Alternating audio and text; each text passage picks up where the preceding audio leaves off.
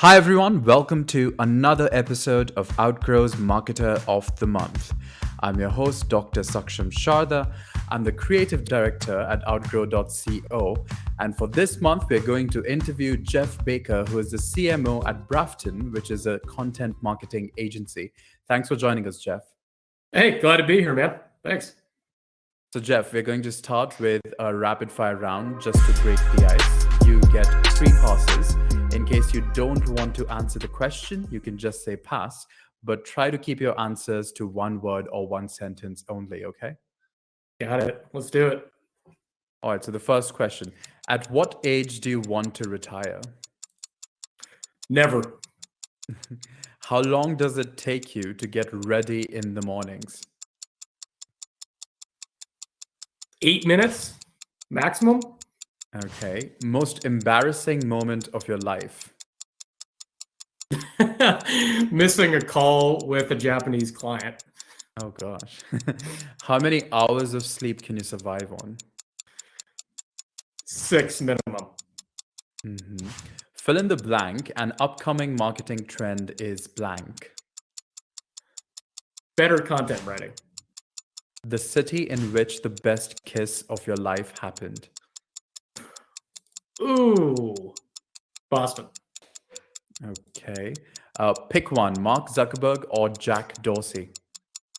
Oh, Zuckerberg. The first movie that comes to your mind when I say the word ambition. Wolf of Wall Street. Everybody says that. No way. Yeah. When did you last cry and why? I think probably watching Saving Private Ryan maybe about a year ago. How do you relax? Walking my dog. How many cups of coffee do you drink per day? 2. A habit of yours that you hate. Video games. The most valuable skill you've learned in life. Writing. The last question is your favorite Netflix show. Not Netflix, but Ted Lasso is my favorite show. Oh, is that not on Netflix? Is that on Prime? Apple TV. Yeah. Okay, it's Apple. Okay. It's awesome. Everybody needs to watch it right now. Okay. I think I saw one scene from it, the one with the dots. It was quite nice, and that's all I've seen. But okay, so you scored 10 and 10 actually, because you didn't pass a single question. So you win. You win. You win a car. Just kidding, you don't. But all right. So the bigger questions. The first one is, who are some of your recurring clients, and what does that tell us about Brafton?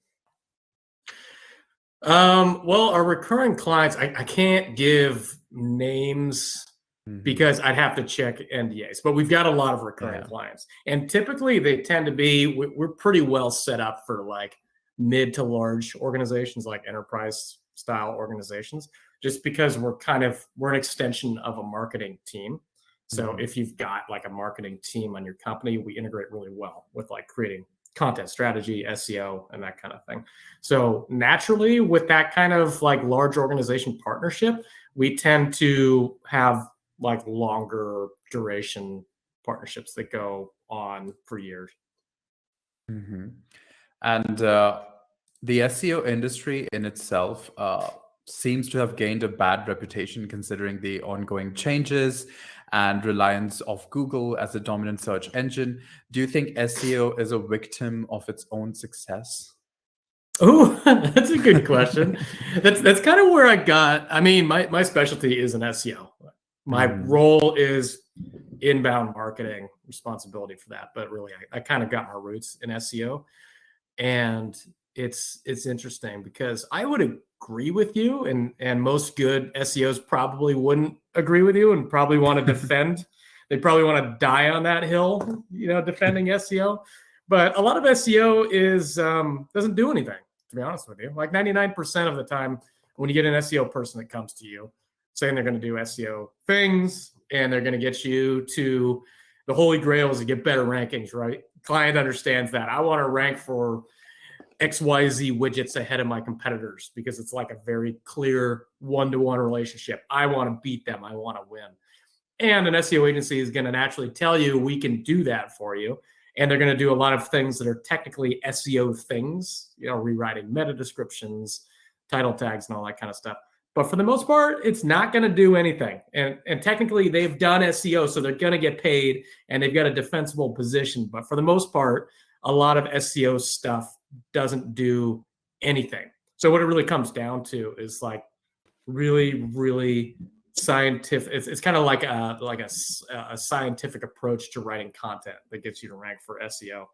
So I think the SEO industry is a little behind, and a lot of the things that they did in the past don't work as well now. And I think the SEO expert today, tomorrow is going to be like a content writing expert. Mm-hmm. So you think the future of SEO is content writing, and that's it? So where should how should companies deal with this information? People who are listening to this, what should they do with this information? Kind of a blend. It's going to be a blend of like old SEO. There are still some SEO things that definitely work. So you're going to need somebody that does need SEO, but really you need to clients, prospects looking for SEO results. They're really going to need to partner with an agency that understands both SEO and content writing. And in reality, what you're going to need is you're going to need both. And you're going to need, in order to rank for the things that you're trying to rank for, it's not about finding keywords and like putting them in your metadata and all that kind of stuff anymore. It's about writing content that like fully satisfies the intent of somebody searching that keyword, right? You want to create like the Wikipedia page of that particular keyword, giving a searcher zero reason to ever want to go back to search results to piece together an answer to what they're searching. So really, like, if you're listening and you want SEO results, you're going to need to partner with a company that understands how content blends with SEO. So at what stage would you suggest an SEO plan for a startup? At the very beginning. So look at it this way. Like an SEO plan is kind of like a foundation to a house. And if you want to change it after you've already built the house, you're going to have to, it's going to take twice the amount of work. So really like your SEO's foundation needs to be set up early, and you need to be able to build on it later, or else you're just going to have to break everything and redo it. So like anytime somebody asks me, when do I do SEO? It's like, it's now. You do it now, or you're just going to keep piling things on top of potential problems that are going to break down the road. So what are the types of marketing campaigns then that you focus on generally? Like if not SEO, then what are the kind of marketing campaigns that you're focusing on for your clients in general? It kind of depends. It kind of depends on what you're trying to accomplish, right? Because we'll get clients all across the board. Some of them need SEO stuff, sure. Some of them need email marketing, and some of them are going to need just landing pages built, even like product videos and all that kind of stuff. So like anything digital. But so to answer that question, it really depends on the client, what they're looking for. But in like a perfect world, every one of these aspects, all of these digital components that I'm talking about, should feed off of one another, right? So when I'm leading a campaign for Brafton for our internal marketing, I'll just give you an example, right? So we'll do like an industry report. I just wrote this thing. It took me 3 freaking months to collect all the data and figure out how I wanted to create different charts that looked, somewhat useful and understandable to somebody that doesn't understand SEO. And with this, we're going to build this big landing page on the website. It's going to have everything all formatted, looking good. And then we're going to convert that into a webinar. And then we're going to convert that into email marketing. And then we're going to send that on social, right? So like the way I see it is you create content, and then on the back of good content, you distribute it through every possible channel, right? So you're not missing anything. The way I see SEO, or the way I see digital marketing, is like, you have to do, it has to be all encompassing. You can't just do like individual channels functioning alone. They all have to work together so you can reach everybody in every medium. That's even podcasting too. Like you can bring it up in, like, I'm going to bring it up in podcasting. I'm going to bring it up in discussions with clients. It's going to be like a sales piece of content too, right? So if this is like an industry SEO piece for HR, which it is, when we're talking with existing clients, with potential prospects, we can bring up this data and say, hey, look, check it out. We did all this stuff in the industry. You have any questions about SEO? Here you go. Here's 9 months of data for you. Right. So we've covered just about like every channel possible with one piece of content. And could you give us an example of a case study kind of example of a marketing campaign that you did for someone or for your own company, like a concrete example of a campaign? Yeah. So this was earlier in the year. One of the big questions that I've always been asked in my 10 years of doing this is like, how do you quantify what SEO is doing for your company? Right? Kind of makes sense. Commercially, how can you say, what has SEO done? So it's really, really easy to look at SEO and see, oh, my rankings went up or my clicks went up, that kind of thing. It's like the most direct, understandable thing that people can point to with SEO. But does that really translate to money? And how does that translate to money? So I built an entire, it's almost like a training. It's like a step-by-step training that shows how to convert all of your SEO activities into an actual dollar amount for any company. I even built a calculator that goes with it too. So it took me a long time to write this thing. And then I partnered with one of the companies or one of the tools that I use to collect that data. And we did a webinar for it. So I built a landing page that's like SEO targeted. And then I partnered with a company and did a webinar, and we distributed to our newsletter list, their newsletter list, and we invited everybody and did a webinar version of it. Promoted it on social, paid on social, promoted it on email before and after. And then afterwards, we had a downloadable PDF version, which we were able to send to our current clients, and we were able to give to the sales team so that they could share it with their prospects.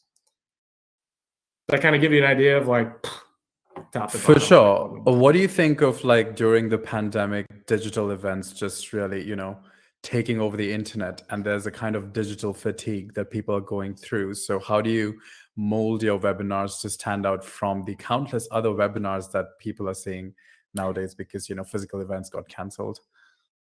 Digital fatigue. That's the first. Is that a new buzzword? I haven't heard that one yet. It is a buzzword, yeah. Yeah, I haven't heard that fatigue. One yet. Oh, maybe I've got that. Oh, you're going to do a webinar on digital fatigue then. Let's do that. I'm going to have to check WebMD. It's going to tell me that I'm dying probably. Yeah, digital fatigue. That's interesting. So yeah, during the pandemic, obviously everybody switched online because, I'm thinking the peak, like March through May of last year, when people were still Cloroxing their produce and not leaving the house.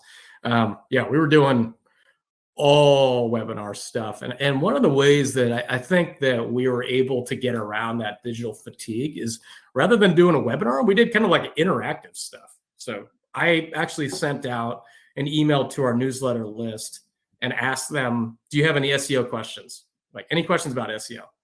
And if you do, I'll just set up like this live Q&A and I'll just like answer all of your questions on the spot. And you guys can join and you can ask follow-up questions or whatever you want to do. It'll just be me talking about SEO, answering any questions that you have.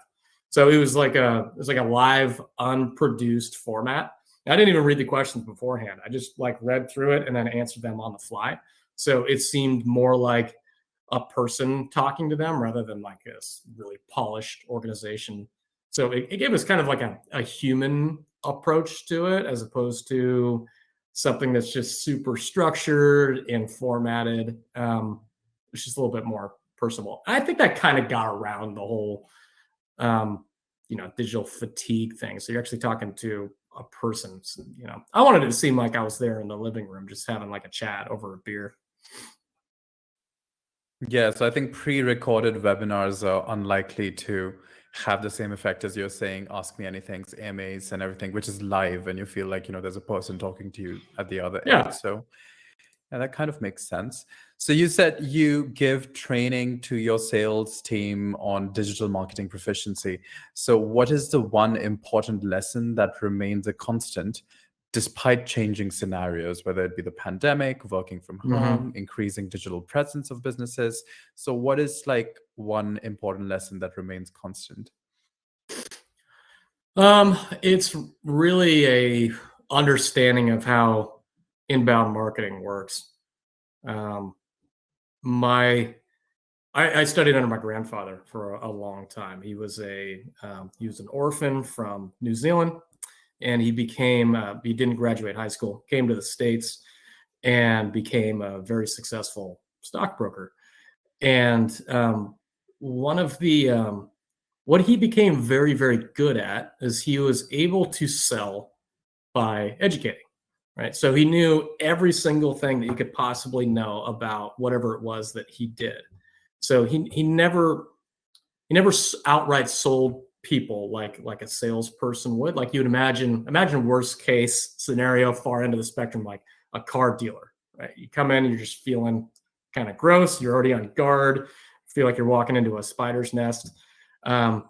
His approach to sales was teaching, basically. So knowing everything about a particular product and teaching it to people in a way that they fully understand it and they can understand how it works and therefore the need for it. Right. So what we try to do is understand everything we could possibly know about content marketing and SEO and marketing campaigns and just teach it to prospects. Like, this is how we do it and this is how it works. And the more you know about it, the better you're able to educate a prospect, and they will in turn have a demand for it because you clearly understand what it is that you're talking about. So it's less of a slimy approach. It's not a slimy approach at all. It's like more of a helpful approach that people naturally see the need for. Is your grandfather the Wolf of Wall Street? Literally, that's what he did. He started teaching after he was done with like stockbroking and everything. Oh, he started doing those big seminar type things. Yeah. No, he didn't do it. He didn't do any of that. He was really, really, really humble. But no, he didn't do any of that. Actually, he didn't even want to grow his client list. He just left it. He liked what he had and didn't go any further with it. Okay. All right. So he left you billions behind. Just kidding. All right.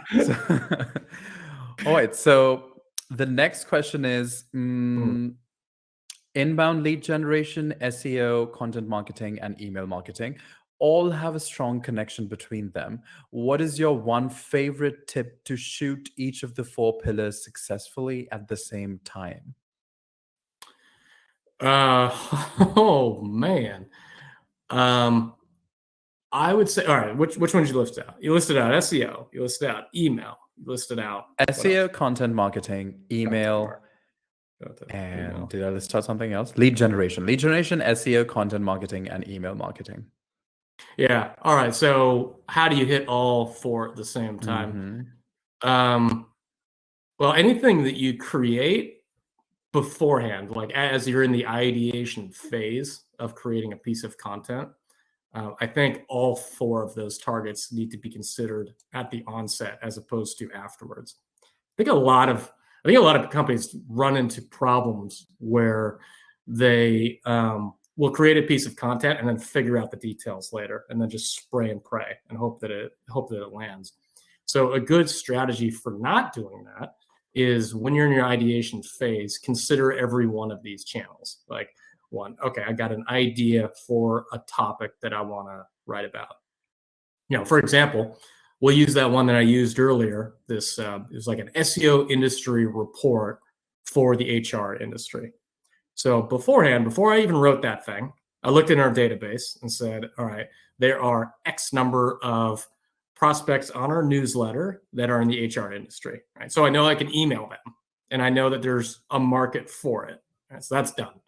Second, SEO standpoint, I looked in search volumes using keyword tools, obviously, and I know that there's an SEO angle to this because people are actually searching this particular query regularly.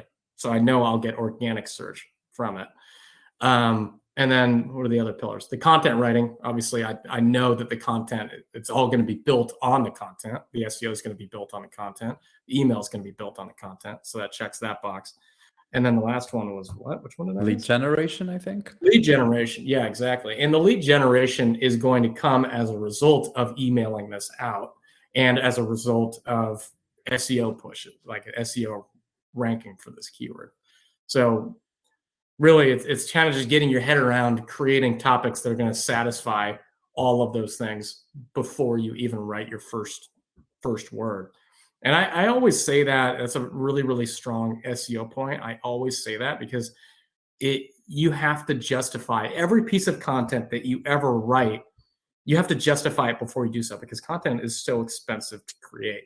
Like, it takes hours. That industry report took me, God, it must have taken me 50 hours to write this thing, right? That's a really, really expensive piece. And you can't just, old school write content in the hopes afterwards that people are going to be interested. You have to do your research beforehand. Like, do you have a database of enough people that are interested in it? Is there enough search volume so it has longevity that people are going to find it and generate leads down the road? Is your sales team going to be able to use it? So it's just doing your due diligence. Do all this homework beforehand, as opposed to just, hoping for the best and winging it. And so the database that you're talking about, could you elaborate that point again? Because the first thing you said for the email thing is to figure out whether the database exists to whom you can mail this content piece, right? Yeah, exactly. So, like, hopefully people out there building newsletter lists, right? That's really the whole point of a blog, is to collect email addresses. The whole point of a blog and creating like white papers and ebooks and webinars is to attract people to some sort of give, which would be a newsletter, webinar, ebook, all that kind of stuff, in exchange for an email address, right? So you want to constantly build up your database full of email addresses.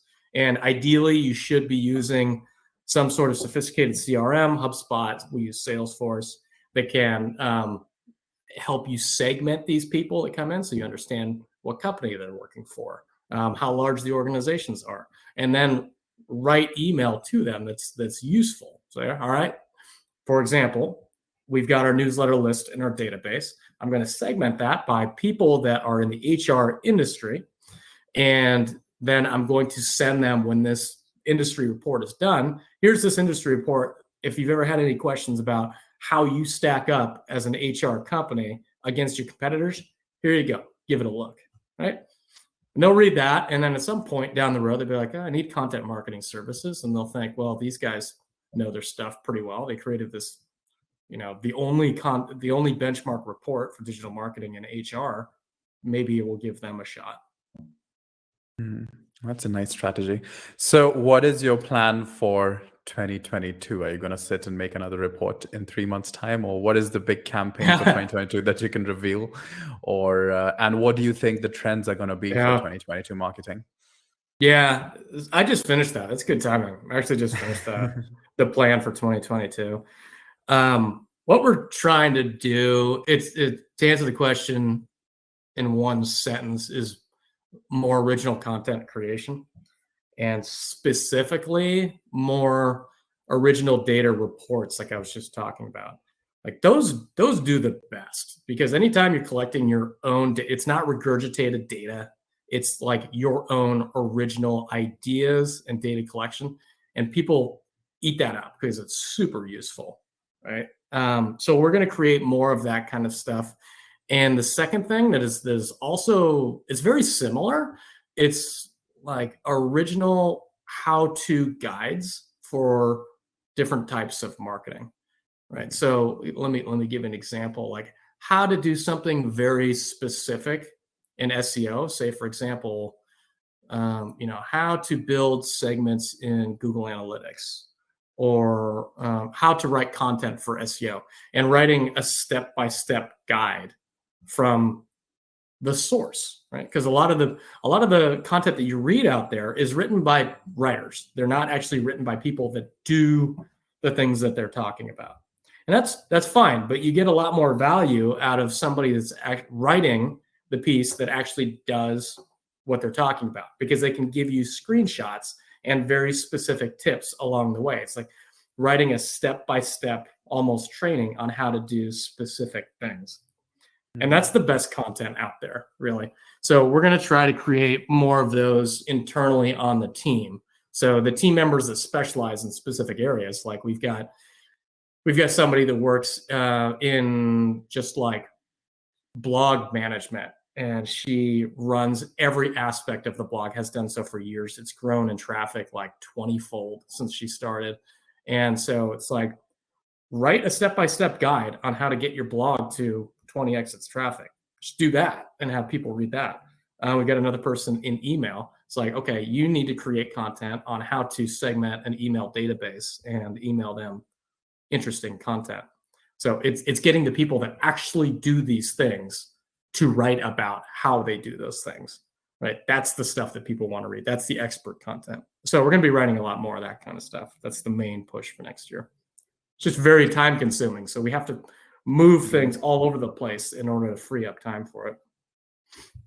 What is the capacity of your staff? Like, how much would you have to move around to get this done? Fortunately, we're growing. So we're able to, as a result of growing, we're able to get some of the like overhead administrative stuff off of the people that are going to be writing these guides and onto new people who are just wanting to learn, new people that are just getting into digital marketing and want to learn these tools like Marketo and Salesforce and all that kind of stuff. They can help with that and take the same career trajectory as the people that are now writing the guides. So it took a lot, but it also took more resources to get there. So the last question for you, which we ask everybody on the show, is what would you be doing if not this? Yeah. So I'd be doing one of two things. I whittle figurines out of wood. So I'd probably be sitting somewhere in Mexico, whittling a piece of wood and selling it for a few bucks on the internet on Etsy. Or I would like probably start like a little tuk-tuk business somewhere in Mexico or Colombia and just drive people around in a tuk-tuk with my dog. Okay. Those are very adventurous alternative careers. So simple. Right. So simple. No screens, just working with my hands. Yep. All right. So, well, thanks everyone for joining us for this month's episode of Outgrow's Market of the Month. That was Jeff Baker, who is the CMO at Brafton, which is a content marketing agency. Thanks for joining us, Jeff. Hey, thanks for having me. It was fun. Check out their website for more details, and we'll see you once again next month with another Marketer of the Month.